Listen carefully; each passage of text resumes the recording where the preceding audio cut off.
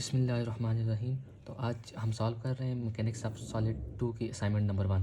उसका question number 2 से हम स्टार्ट ले रहे हैं और क्वेश्चन नंबर 1 हमारे पास हम स्किप कर रहे हैं क्योंकि वो थ्योरी का था, बस खुद देख लें। तो क्वेश्चन में हमारे पास ये फिगर दी हुई है, हमारे पास एक फिक्स्ड बीम है, इस पॉइंट से फिक्स्ड है। हमने ए और बी पे क्या करने हैं, स्ट्रेसेस मालूम करने हैं, शेयर स्ट्रेस कंपोनेंट भी और नॉर्मल स्ट्रेस कंपोनेंट भी। हमारे पास यहाँ पे बीम की जेड और वाई प्लेन में हमारे पास फोर्स लग रही है एफ, जो कि मेरे पास 833 न्यूटन है और वो जेड एक्सिस के साथ 30 डिग्री एंगल बना रही है विद नेगेटिव जेड एक्सिस। तो हमारे पास उसके दो कंपोनेंट बन जाएंगे, एक along negative Z axis and along positive Z axis. अब हमारे पास सबसे पहले यहाँ पे कौन कौन से स्ट्रेसेस प्रोड्यूस हो रहे हैं हम वो देख लेते हैं। तो सबसे पहले हमारे पास along the longitudinal axis of beam हमारे पास क्या लग रही है, 416.5 न्यूटन की फोर्स लग रही है अलॉन्ग द लैंगिट्यूडनल एक्सिस, जिसकी वजह से एक्सियल फोर्स है। तो हमारे पास कौन से स्ट्रेसेस प्रोड्यूस हो जाएंगे, एक्सियल स्ट्रेसेस।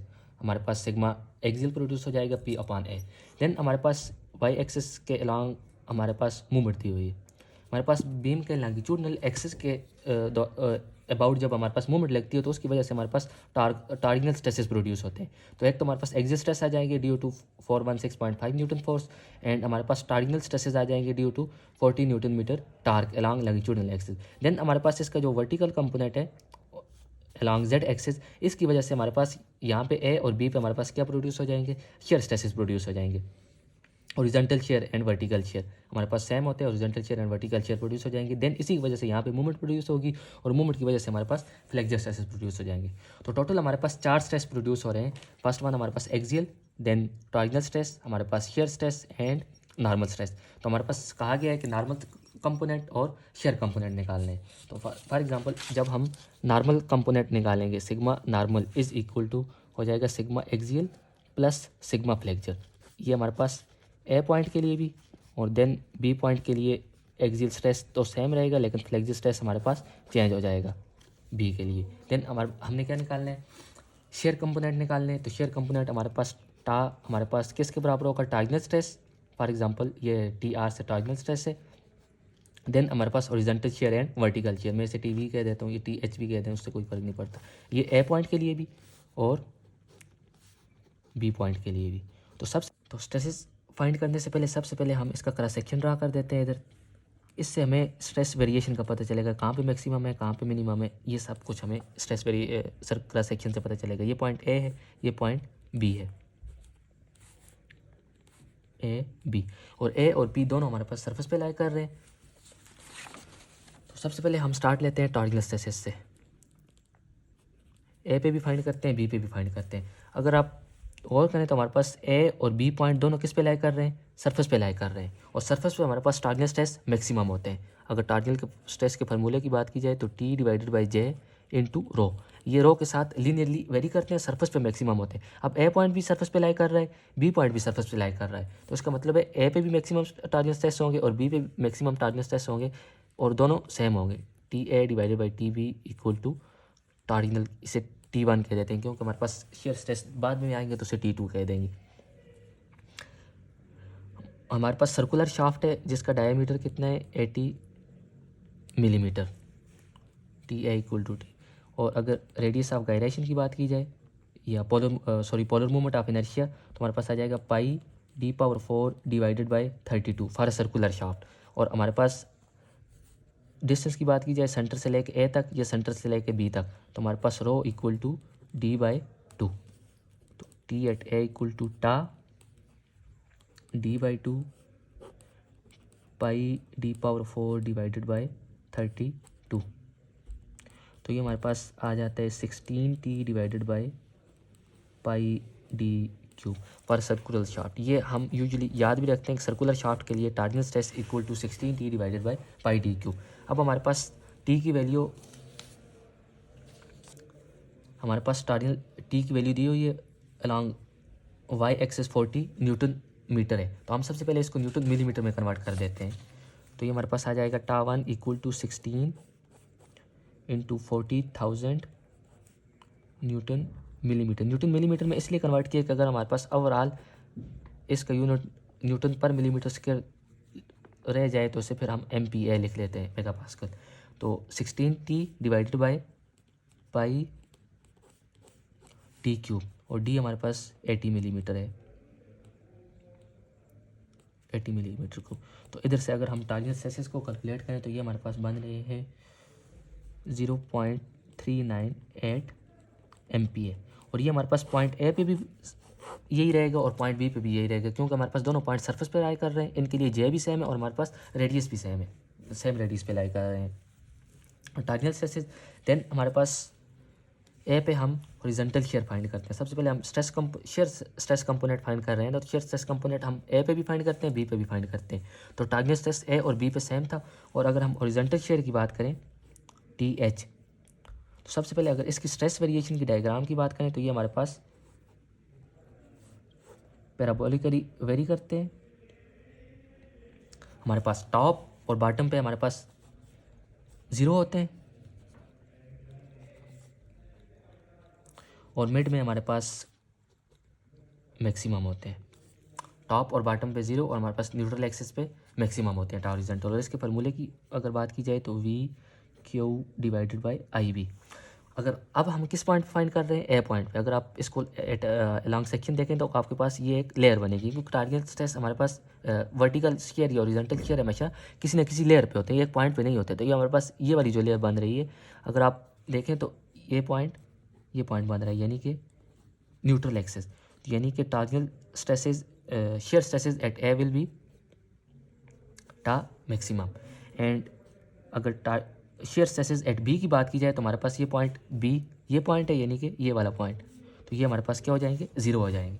तो हमारे पास अब शेयर स्ट्रेस सिर्फ हमें ए पे फाइंड करने हैं, बी पे हमारे पास क्या है, 0 है। तो इसके फार्मूले हमारे पास क्या है, VQ divided by IB, movement of inertia, base, shear force and first movement of inertia, first movement of area. तो हमारे पास first movement of area find कर देते हैं A इंटू वाई बार। हम इस लेयर पे फाइंड कर रहे हैं तो या तो इससे अपर वाला लेंगे या इससे लोअर वाला लेंगे। तो फॉर एग्जांपल मैं अपर वाला ले लेता हूँ। तो इसके अगर एरिया की बात की जाए तो वो हमारे पास हो जाएगा πr² डिवाइडेड बाई 2। और वाई सेंट्राइड की बात की जाए तो वो हमारे पास फॉर सेमी सर्कल वो होता है 4r डिवाइडेड बाई 3π। इसका सेंट्राइड हमारे पास 4r डिवाइडेड बाई 3π पे लाई करेगा इस जगह पे। तो अगर हम इसको 80 मिलीमीटर पुट करके कैलकुलेट करें, 341,333.33 मिलीमीटर का cube first moment of inertia, तो हमारे पास मिलीमीटर का क्यूब आ जाएगा। देन हमारे पास आई को कैलकुलेट करना होगा, πd⁴ divided by 64 for a circular cross section. तो ये हमारे पास आ जाता है 200 इंटू 9600, 2009600।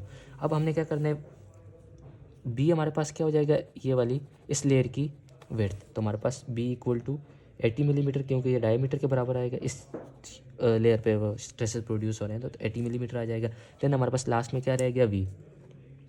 तो वी हमारे पास कहाँ से फाइंड होगा, इस डायग्राम से। हमने इस पॉइंट पे शेयर फोर्स फाइंड करनी है, तो मतलब हम ये इस सेक्शन इधर से इसका क्रॉस सेक्शन ड्रा करते हैं और इसका राइट हैंड साइड लेते हैं। तो राइट हैंड साइड पे हमारे पास सिर्फ एक ही फोर्स है, 721.4। इधर से इधर तक हमारे पास शेयर फोर्स सेम रहेगी, इधर तक 721.4, और यहाँ पे इसका रिएक्शन भी वही आएगा 721.4। हम लेफ्ट लें या राइट लें तो हमारे पास फोर्स आ जाएगी 721.4 न्यूटन, 721.4 न्यूटन। शेयर फोर्स भी कैलकुलेट कर दी, मूवमेंट ऑफ इनर्शिया भी, first movement of inertia, second movement of first movement of area, second movement of inertia और विड्थ भी। देन हमारे पास सिंपल इसको पुट करना है, 721.4 क्या हुआ हमारे पास आ जाएगा 341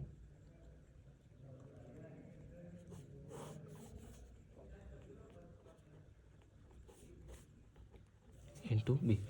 तो हमारे पास इसका यूनिट है न्यूटन, मिलीमीटर का cube divided by millimetre power 4 into millimetre. Diameter भी हमने मिलीमीटर में पुट किया हो, तो हमारे पास ये मिलीमीटर पर 5 बन जाएगा।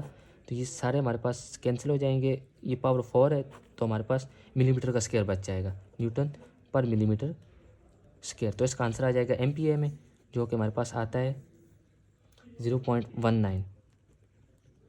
0.19 एम्पियर। हमने शेयर कंपोनेंट फाइंड कर दिए हैं। अब हम शेयर कंपोनेंट फाइंड करते हैं एट ए एंड बी। तो हमारे पास शेयर कंपोनेंट एट ए, तो हमारे पास ए पे हमारे पास टारगेट स्ट्रेस जो हमने कैलकुलेट किया था कितना आया था 0.398, और हमारे पास वर्टिकल शेयर हॉरिजॉन्टल शेयर या वर्टिकल शेयर हमारे पास आ गया था 0.19। इन दोनों का यूनिट हमारे पास क्या था MPa। तो ये हमारे पास बनता है 0.589 मेगा पास्कल। ये हमारे पास शेयर कंपोनेंट है एट ए। अगर हम बी की बात करें एट बी, तो ये हमारे पास बी पे हमारे पास हॉरिजॉन्टल शेयर क्या था 0 था, तो ये प्योरली किसके बराबर आ जाएगा टारगेट स्ट्रेस के 0.398 MPa। ये हमने शेयर स्ट्रेस कैलकुलेट कर। अब हम फाइंड करते हैं नॉर्मल स्ट्रेस कंपोनेंट। तो नॉर्मल स्ट्रेस कंपोनेंट से पहले हमें ये पता होना चाहिए कि इसमें कौन कौन से नॉर्मल स्ट्रेस प्रोड्यूस हो रहे हैं। तो जैसा कि हम पहले डिस्कस कर चुके हैं, हमारे पास ये वाली जो फोर्स है लॉन्ग जेड एक्सिस लग रही है, इसकी वजह से हमारे पास प्रोड्यूस हो गए फ्लेक्सिस स्ट्रेसेस, क्योंकि ये इस पॉइंट पे ए और बी पे हमारे पास क्या काज करेगी मूवमेंट काज करेगी। देन इसकी वजह से हमारे पास प्रोड्यूस होंगे एक्सियल स्ट्रेसेस। तो अगर हम बात कर लें तो एक्सियल स्ट्रेस हमारे पास over a cross section uniformly distributed होंगे, और फ्लेक्सिस स्ट्रेसेस हमारे पास लीनियरली वेरी करेंगे। टॉप पे हमारे पास ये नेगेटिव बेंडिंग मोमेंट, तो हमारे पास टॉप पे टेंशन होगी, बॉटम पे हमारे पास कंप्रेशन होगी। तो हमारे पास न्यूट्रल एक्सिस बी होगी जहाँ पे स्ट्रेस 0 होंगे। अगर हम अपने इस क्रॉस सेक्शन को देखें तो हमारे ए पॉइंट जो है हमारे पास न्यूट्रल एक्सिस पे लाई कर रहा है, और बी पॉइंट हमारे पास बॉटम पे लाई कर रहा है विद फॉर फ्लेक्सिस स्ट्रेसेस। तो हमारे पास ए पॉइंट पे जो फ्लेक्सिस स्ट्रेसेस होंगे वो क्या हो जाएंगे 0 हो जाएंगे। अगर हम ए पॉइंट पे स्ट्रेसेस की बात करें तो वो हमारे पास प्योरली किसकी वजह से होंगे एक्सियल स्ट्रेसेस की वजह से होंगे, क्योंकि हमारे पास फ्लेक्सिस स्ट्रेसेस 0 हो जाएंगे। तो sigma A equal to sigma axial, तो हमारे पास axial force 5 newton divided by pi D power 4 divided by 4, हमारे पास area pi D square divided by 4 area of cross section. तो इससे हमारे पास एक्सियल स्ट्रेसेस आ जाएंगे 0.083 मेगा पास्कल, 0.083 मेगा पास्कल। और हमारे पास ए पे प्योरली यही हमारे पास नॉर्मल स्ट्रेस कंपोनेंट होगा। अगर हम बी पे बात करें तो बी पे हमारे पास एक्सियल स्ट्रेस भी होगा, फ्लेक्सिस स्ट्रेस भी होगा, और फ्लेक्सिस स्ट्रेस हमारे पास बी पे मैक्सिमम भी होगा विद रिस्पेक्ट टू मैक्सिमम होगा, क्योंकि हमारे पास ये क्रॉस सेक्शन सिमेट्रिकल है। तो टॉप और बॉटम पे हमारे पास मैक्सिमम फ्लेक्सिस स्ट्रेस लाई करेंगे। एक्सियल स्ट्रेस हमारे पास सेम हो गया 0.083, और फ्लेक्सिस स्ट्रेस हमारे पास क्या है mz divided by iz into C for maximum, क्योंकि हमारे पास यहाँ पे मैक्सिमम लाई करेंगे। तो माइनस mz, m हमारे पास क्या हो जाएगा मूवमेंट, हमारे पास क्या हो जाएगी इस फोर्स की मूवमेंट इस पॉइंट पर, तो हमारे पास force multiply by distance, force multiply by distance. और हमारे पास ये क्या कर रहे हैं हम राइट वाला क्रॉस सेक्शन देख रहे हैं, ये क्रॉस सेक्शन यहाँ से लेके राइट वाला सेक्शन देख रहे हैं। तो हमारे पास यहाँ से जो मूवमेंट बन रही है क्लॉकवाइज बन रही है। इस फोर्स की अगर आप मूवमेंट देखें तो हमारे पास बी पे क्लॉकवाइज बन रही है, और राइट से हमारे पास क्लॉकवाइज क्या होता है नेगेटिव होता है। हमारे पास माइनस इंटू माइनस एम, तो एम हमारे पास हो जाएगी 721.4 मल्टीप्लाई बाई 200, क्योंकि हमारे पास यहाँ से लेकर यहाँ तक डिस्टेंस कितना है 200 millimetre, newton millimetre. M into C हमारे पास हो जाएगा d/2, सी हमारे पास हो जाएगा d/2 यानी कि 80/2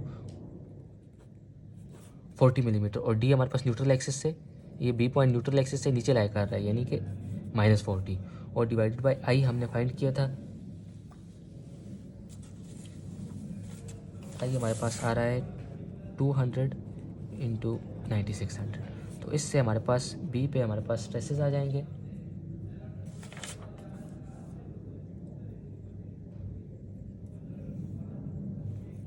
0.083 minus minus plus plus into minus minus 2.873, और सब का यूनिट हमारे पास एम्पियर रहेगा, क्योंकि हमारे पास ये मिलीमीटर पावर 4 है, ये मिलीमीटर है, और हमारे पास फोर्स भी किस में, मूवमेंट भी हमारे पास न्यूटन मिलीमीटर में है। तो मिलीमीटर इंटू मिलीमीटर, तो ये हमारे पास इधर से मिलीमीटर का स्क्वायर रह जाएगा। तो हमारे पास बी पे स्ट्रेसेस हमारे पास आ जाएंगे -2.789 मेगा पास्कल। हमारे पास ये किस में होंगे, कंप्रेशन में होंगे। यही हमने इसमें फाइंड करना था। हमारे पास normal shear stress component find करना था, नॉर्मल स्ट्रेस कंपोनेंट फाइंड करना था।